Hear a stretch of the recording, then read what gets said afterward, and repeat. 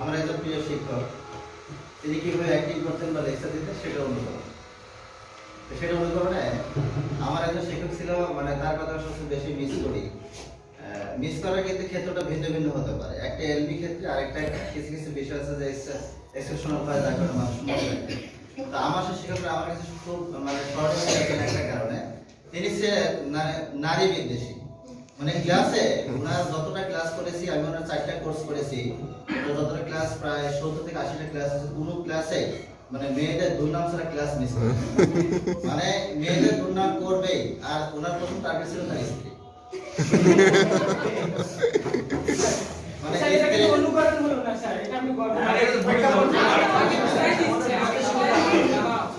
সুবিধা হবে না, কেন এটা আমি করছি।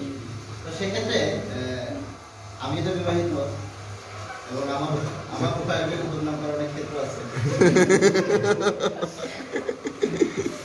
দুর্নামটা হচ্ছে যে আমার খুব পছন্দের যে ববিতা কাটিং চুল, আর আমার স্ত্রীর চুলটা হচ্ছে অনেক লম্বা।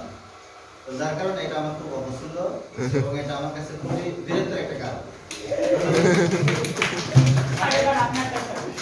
আমার তো বাতিল না স্যার, আপনাদের দেখা যাবে না স্যার।